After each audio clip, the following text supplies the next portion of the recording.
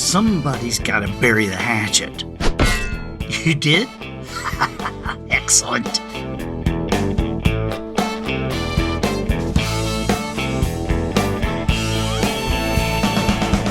Good morning, afternoon, or evening. You are listening to the Professional Noticer. Excuse me? Here, you and I will use common sense and all the wisdom we can muster to move beyond what is true and go all the way to the truth, creating measurable results for people like you and families like yours. I am the Professional Noticer. Now you're talking. Hello, everyone. I'm Andy Andrews. Hey, thank you for making me a part of your week. You know, while the topics here might seem to vary wildly, it's only because the things you care about most are often greatly affected by the things you care about least. We go to the bottom of the pool, fielding questions about business and spiritual issues and popular culture, and occasionally we tackle the odd conundrum like, why do we say we're head over heels when we're happy? Isn't our head always over our heels?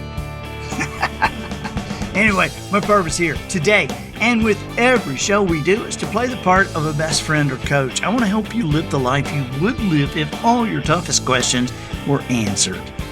The Professional Noticer is sponsored this week by wisdomharbor.com, a brand new subscription-based web portal.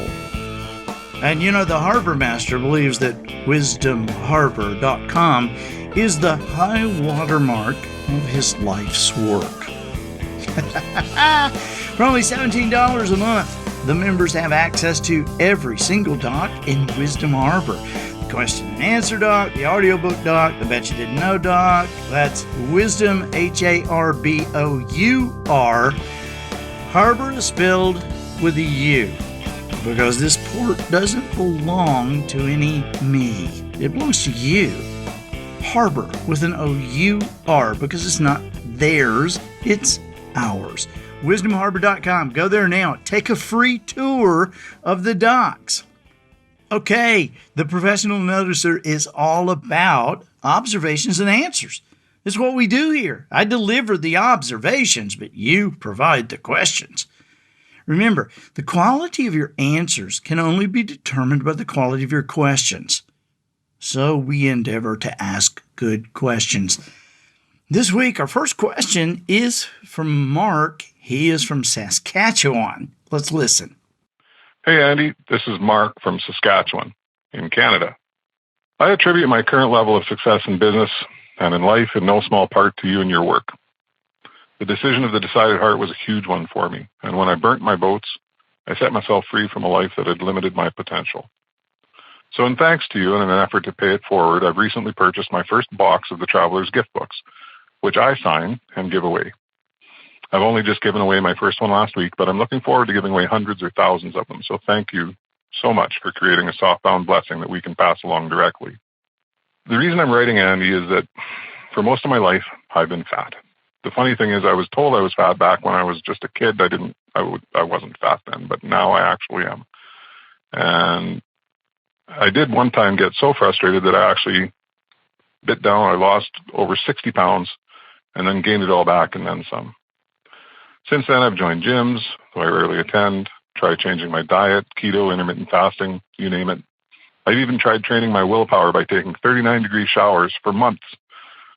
But no matter what change I make, I still always seem to find myself failing over to convenience foods, fast foods, and when I get home late at night, sitting in my darkened living room binging on junk food. Andy, I've got a daughter who has medical challenges, and as a result, she'll be completely dependent on others for the rest of her life. I simply need to live as long as possible in order to care for my daughter, and I'm genuinely concerned now that my weight's at a point where it will negatively affect my own longevity. I desperately feel the need to do something about it now. I'm in this extremely weird and painful position of hoping that I outlive my own child. So I've got what seems to me to be a bunch of great reasons for putting down the cookies and the sodas, but somehow I still can't. I feel like the cookies especially are an emotional crutch to me somehow. I remember fondly that my grandmother used to bake cookies for me when she'd come to visit, and when we went to visit her too. So can you offer me a perspective that might change my thinking and help me correct my self-defeating self-destructive behaviors. God bless you, Andy. Thanks so much. Mark, hey, thank you so much. And hey, thanks for giving away those Traveler's Gift books. And I'm glad you signed them and give them away. I'm honored to be a part of that process with you. Okay, so that's something you and I get to do together to change other people's lives. And man, I appreciate the opportunity to participate with you. Now, buddy, listen, I'm going to get right to the bottom of the pool on this, because I sense an urgency in you. I sense an urgency in your words. I took a couple of notes while you were talking, and your final question was, can you offer me a perspective? Let's see, what do I have here? Can you offer me a perspective that might change my thinking, change your thinking, and help you correct this, have self-defeating, self-destructive behaviors, but change thinking and correct behaviors. Okay, so your correct behaviors, that means there's behaviors that you're not liking, you're going to turn them into something else. So can I help you? Yes, I can help you. I definitely can help you. And I'm just gonna, listen, you may want to listen to this again.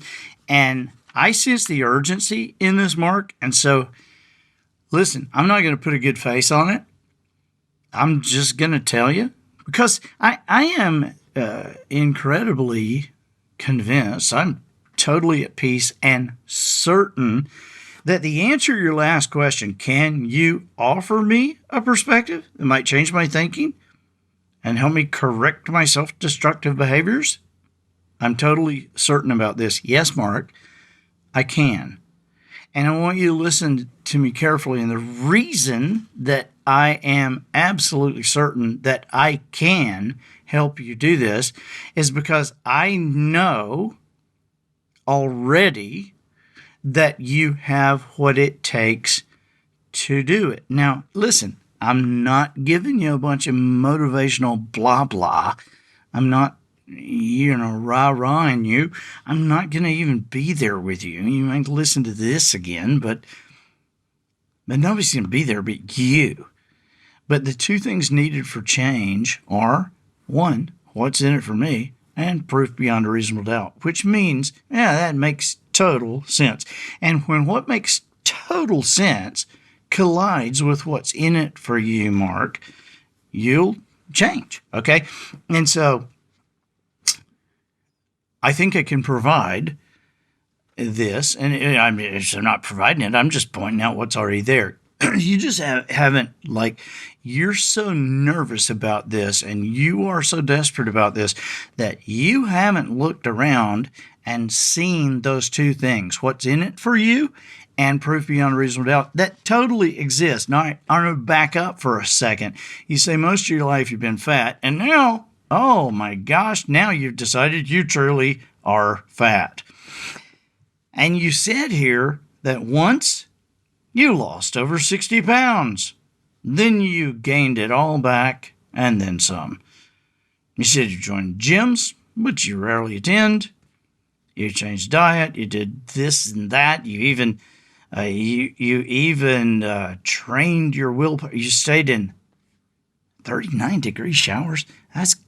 For months. That's very cold. I mean, it's extremely cold. But you were able to make yourself stand there, I guess.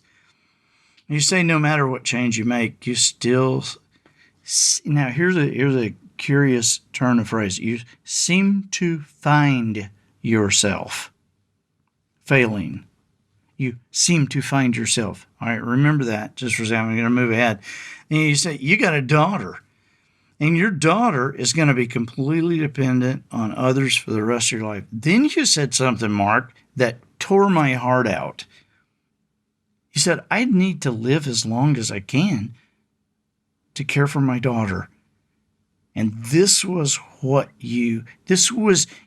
that wasn't enough, if that wasn't a jab, jab, jab, jab, right? You put the left hook and you punched me into oblivion with this. You said, You said, Andy, I'm in an extremely weird and painful position of trying to outlive my child. And then you say, you got a bunch of good reasons. And here's one. Somehow I still can't. Or you remember this up here before? I seem to find myself failing. Somehow I still can't. Okay, Mark, listen to me carefully. Yes, you can. I know you can. And in fact, if you just think about it for a second, you know you can. How do you know you can? Because you already have. You already did it. You already lost 60 pounds. You lost 60 pounds. Now, I have no idea why you gained it all back. But I'm assuming that when you lost 60 pounds, you were watching that scale every step of the way. I'm assuming that you got on that scale every single morning at the same time to see exactly where you were. And you dropped that scale down 60 pounds. Brother, that's a massive amount of weight. If you just want to get a hold of it mentally, go to the grocery store and grab 6 5-pound bags of sugar in one arm and 6 5-pound bags of sugar in the other arm and just walk around. Well, there's 60 pounds. Dude, you lost that. You did that. Can you do it? Yes, you can. How do we know you can? Because you did. Now, here's a question mark. Will you? We know you can. Will you? You seem to find yourself failing. Somehow, you don't, Mark, let me tell you something, buddy. I'm not just pulling for you. I'm just screaming. I'm on the field with you. Dude, outlive your child? I feel that in my heart. I want to tell you, I want to just yell at you. I want to get with you, and not yell at you to make you feel bad or anything. Forget the past. What is the past? Who knows what the past is? Now, we can't forget it. But the past should be context. We should use it for context. Can I do it? Yeah, I've done it. So I know I can do it. Use it for context. But it's not concrete. The past is not concrete. Well, historically speaking, I always gain it back. Forget historically speaking. Who said anything about historically speaking? You've got to lose weight to outlive your child, dude. So, you don't find yourself failing. It isn't like you're walking out and looking at some other person and, wow, look at him, you're failing. What can I do? You can think about other people and hope they do this and hope they do that. And if they do this, they'll have this experience. And if they do that, and you can pray for them and you can hope for them and everything. Or you can turn that. You can look, okay, this person that I am, okay, I'm going to hope for me. I'm going to pray for me. Okay, that's great. That is awesome. But you also have a choice. You can't make that other person over there do it. You can make yourself do it. What do you need? Well, you asked me, you said you had what seemed to be a bunch of great reasons, but somehow you still can't. Hey, buddy, I don't know whatever reasons you had in the past, but there wasn't any of them that compared in a shadow of a moment to trying to live long enough that you take care of your child. You don't need any other reasons. You have a reason. Can you choose? Yes, you can choose. Can you do this, Mark? Yes, you can do it. How do I know you can do it? How do we all know you can do it? Because, Mark, you have done it. Dude, let me tell you something. Do it again. And you know how you watched those pounds drip away as you were losing that 60 pounds? Okay, I want to add something to it. I want you to add something to it. I'm not telling you, Mark, you've got to conserve. You've got to change your whole. If you would just change your whole life. Look, dude, I'm not telling you can't ever eat chicken and dumplings the rest of your life. I mean, what would life be if you couldn't eat chicken and dumplings? But here's what I'm saying. You stepped on the scale every single day when you lost those 60 pounds. You did it. You know you can do it. Do it again. But what you didn't do is you didn't keep stepping on that scale every day after you lost that 60 pounds. Hey, celebrate. Go eat some dumplings. All right. But watch the scale. You know how hard it is to lose 60 pounds? You do, because you did it. Okay, let me ask you something, Mark. Is it easier to lose 5 pounds or is it easier to lose 60 pounds? Well, the obvious answer is, Andy, it's easier to lose 5 pounds. Yes, Mark, it is. Okay, after you lost 60, then, just exist, dude. Have a good time. But step on the scale every morning. And, if you see the weight go up 2 pounds, eat chicken and dumplings. I mean, who cares? Okay, if you see it go up 3 pounds, have a cookie. Now, don't go crazy, but have a cookie. Have 3 cookies. But, Mark, if you see that weight go up 5 pounds, lose 5 pounds. And I don't know if you have 60 to lose or 100 to lose. I know a lady in Louisiana that came up to me recently, and she said, "Hey, it's me." And I said, "Oh, great." And people always say something to me. Oh, she said, no, it's me. And she said her name, and I looked, and I go, oh, my God. I had to look into her eyes. I had to connect her eyes with her name. She had lost 100 pounds. I didn't even recognize her. She lost a person. Mark, you can do this, and you can keep the weight off. Just understand you can do it because you already did. And when you do it again, which you will, just know you will never have to lose that. You'll never have to lose that massive amount of weight again for the rest of your life. You'll only have to lose 5 pounds every now and then. You choose. You choose, brother. Hey, and get after it, and I can't wait. Hey, take a before picture, okay? And send me a before picture and send me an after picture. I would love to see this. I'm proud of you. Your daughter's going to be proud of you. We're all proud of you. I'm Andy Andrews, the professional noticer, harnessing common sense and wisdom to plow through challenges all the way to an answer for you. Hey, guys, this week's sponsor is wisdomharbor.com. This is a brand new web portal that folks all over the world are using to learn and be entertained in a way that actually allows them to create measurable results in business, with their relationships, with their children, in leadership. It's amazing. Go to wisdomharbor.com and take the free 5-minute guided tour. Memberships are $17 per month. And that provides access to each and every doc, the In Other Words doc, the Songwriters doc, the How Do I doc, and many others. Wisdomharbor.com. Our next question is from Mercy, and she's from Illinois. Let's listen.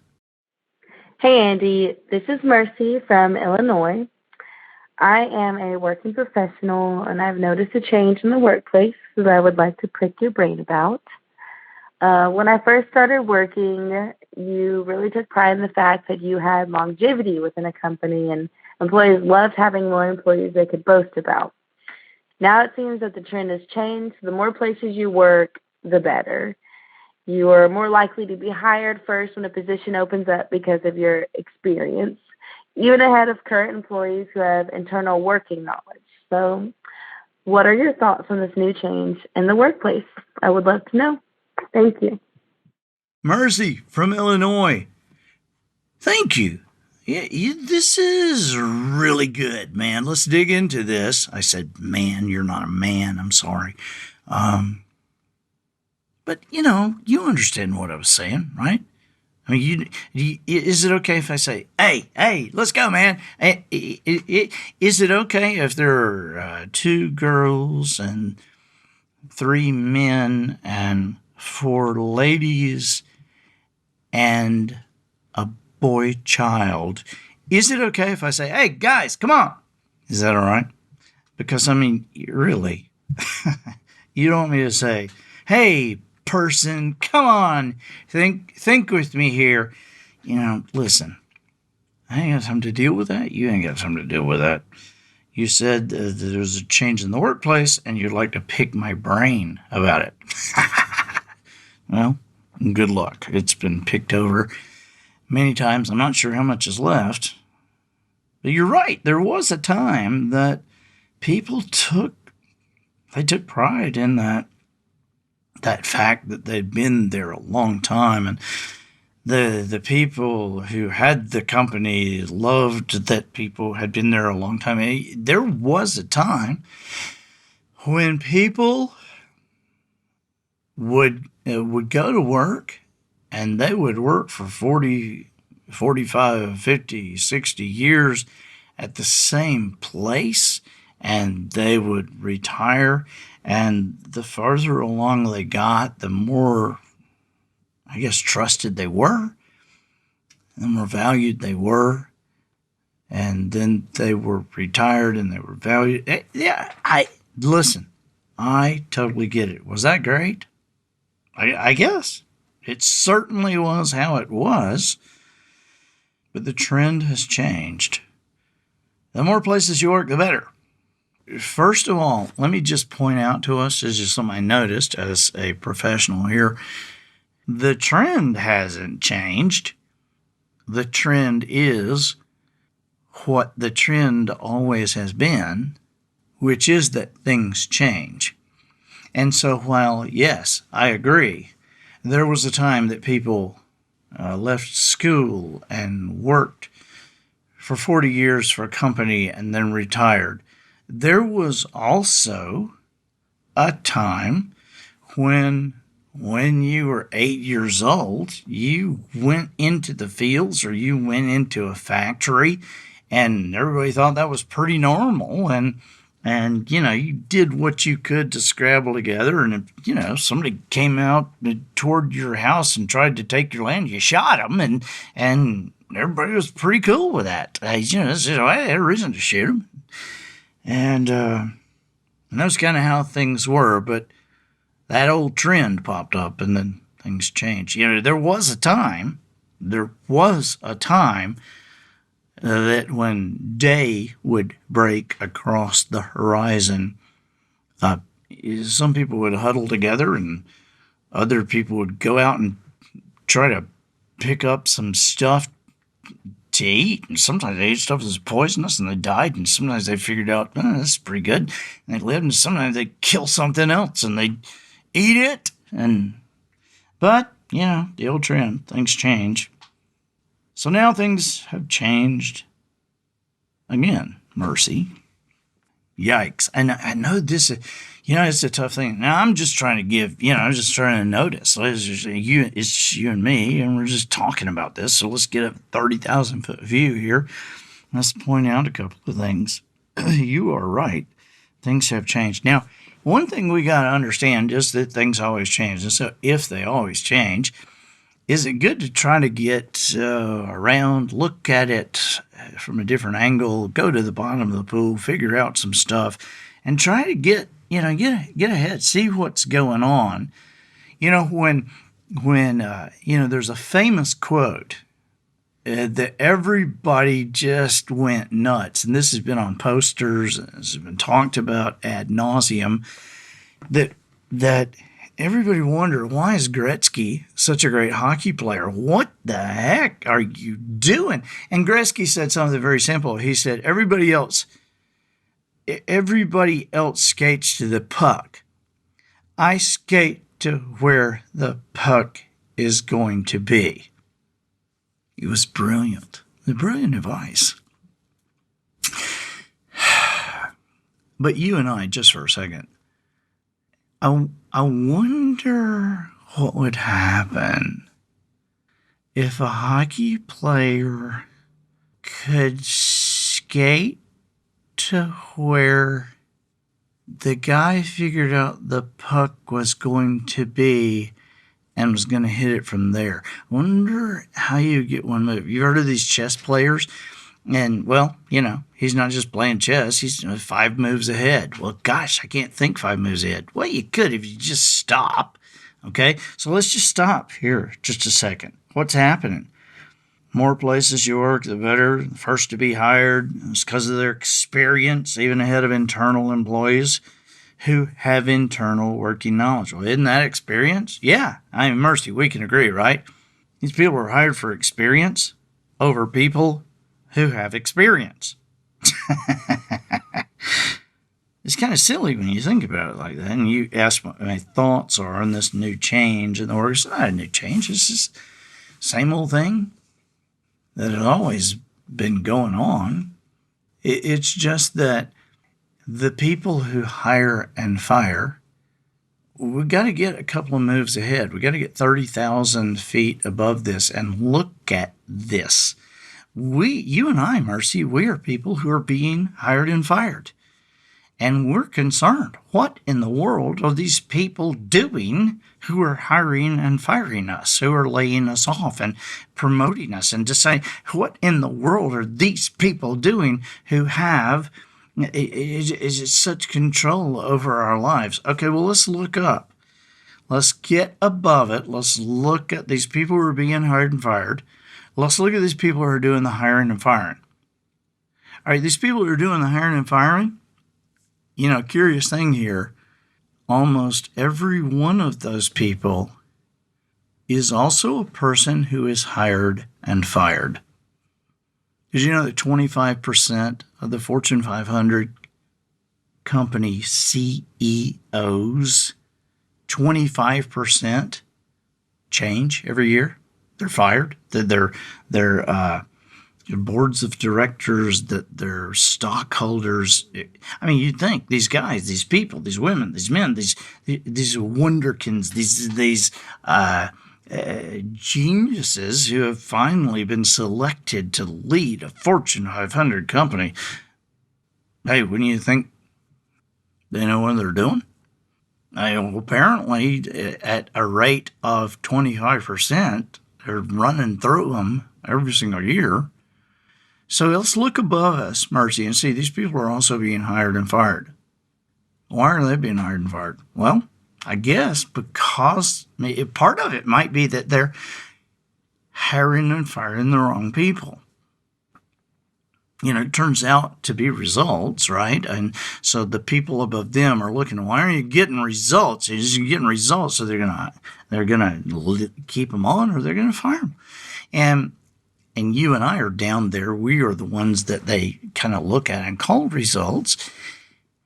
And yet those bosses they're expecting us to have results. Now, as we come to them and they decide whether to hire or fire us or keep us on or let us go and replace us, they are looking at us and they're saying, what experience do you have? And this other person over here is, what experience do you have? Now, the only way they have to discern the experience, the only way they have is just what they know. That's so. How could you decide on anything other than what you know? And that's what they're doing. What they know. Bottom of the pool, these people are deciding who stays, who goes, who comes, who stays for 5 more years, who gets promoted, who gets demoted, who's never coming back. These people are deciding that based on looking at the playing board, looking at the chessboard, and it's what they know. Okay, well, could we change what they know? Yeah, sure. How do you change what they know? Well, these new people are coming in and they're changing what they know because they're telling them, I have this experience. They have it written out on a piece of paper. They're showing it. And they're changing what these people know. And so they're looking, this guy's been here for 20 years and he's a good guy and everything, but good grief, look over here. And this lady who wants to, same position, but man, she has an education in this, and she has gone to classes on this, and she has been certified in this, and she has actually led discussion groups and been to leadership events in many areas, and looking at a piece of paper as your experience. But this guy over here, he's just been around for 20 years, and he does a great job. Now, that's just what he knows, and it's because it's just all he knows. How can he know anything else? It's right in front of him. But one side presented what they know. Now, granted, that was done in a natural manner. Okay. But if we can build relationships, if we can become valuable in everyday life, my best friend, Kevin Perkins, is a cog in a machine. He knows it. But I want to tell you what, he's the only cog in that machine that's been on the cover of the company magazine, not just once, but twice. And now his son has been on the cover of the company magazine. Yeah, he's a cog in the machine, but it's a very valuable cog in the machine because he's built relationships with those people, and they know. I mean, people apply. Somebody applied for that. Oh, look at all the experience. Yeah, but this is Kevin. I mean, Kevin has experience in being on time. Kevin has experience in being there before he is needed. Kevin has experience in figuring out problems for people before they even knew there were problems to figure out. And Kevin has saved us millions of dollars because of what he has done. I don't care what kind of experience somebody has. Look at that experience. Look at that value. Now, how do they know that value? Because Kevin has built relationships with these people. They have sporting clays. They have a sporting clays thing at this company. And Kevin can shoot. And all the bigwigs go out and they shoot. And Kevin goes out and shoot. And Kevin can shoot as good as the bigwigs. But Kevin is, he may be a cog in a machine, but on Saturday, when he's out there shooting with everybody loves Kevin. They know who Kevin is. And because they know who Kevin is on Saturday, because they love to be around Kevin on Saturday, it's just look. They also notice him on Thursday, and Kevin, hey, you shot a 94. Oh my God, man, you killed me. What are we going to do? I mean, they stop in the halls and talk to Kevin. Well, when the opportunity comes, there's this person with this vast amount of experience. Yeah, you're not getting Kevin's job. Hey, Mercy, you get it? Man, I think you got it. Man, I think it'll do it for this week. Get us out of here, Matthew.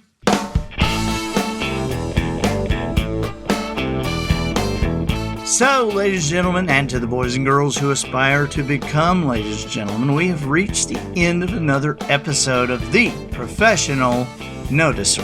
In a world where common sense has become a superpower, I'm just harnessing the mental energy I have. A tiny bit, I know, but I'm trying to do it, trying to seek wisdom, make some observations, endeavoring to answer tough questions in a way that will empower your family and your business.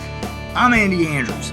Until next week, smile while you talk. Hey, shake hands with the kids you meet and make sure you have an answer to the question, is stupid really as stupid does? I don't even understand the question. And so, until next week, goodbye!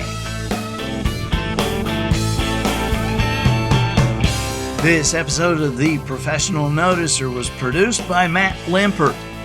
The Noticer theme written and performed by Sugarcane Jane.